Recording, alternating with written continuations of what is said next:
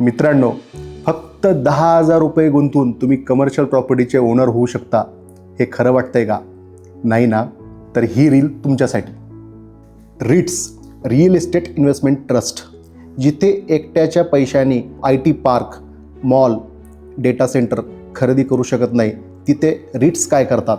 तर रिट्समध्ये इन्व्हेस्टरचे पैसे एकत्रित पूल अकाउंटला घेतले जाते आणि ह्या पैशातनं कमर्शियल प्रॉपर्टी जसं की IT park, mall, data centre, warehouse purchase केले जाते आणि रिट्स हे पुढं ही प्रॉपर्टी लीज आउट केली जाते आणि त्या लीजच्या अगेन्स्ट त्यांना रेंटल इन्कम भेटतं आणि हे रेंटल इन्कम ते त्यांच्या इन्व्हेस्टरला पास ऑन करतात ॲज अ डिव्हिडंड म्हणून.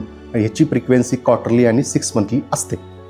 रिट्स इथेच थांबत नसून जसे त्या कमर्शियल प्रॉपर्टीची व्हॅल्यू वाढते त्याप्रमाणे कॅपिटल अप्रिसिएशनचा बेनिफिटसुद्धा इन्व्हेस्टरला पास ऑन केला जातो. 2019 पासून ज्या रिट्स इंडियन बाजारामध्ये लिस्टेड आहेत अशा रिट्सने कमीत कमी 6 ते 7% रेंटल इल्ड इन्व्हेस्टरला पास ऑन केलेला आहे आणि overall rental plus capital appreciation मिळून 14 ते 15%चा CAGR त्या रिट्सनी इन्व्हेस्टरला दिलेला आहे.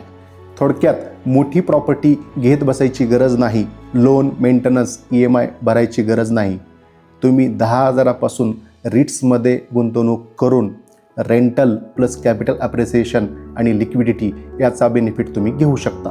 धन्यवाद.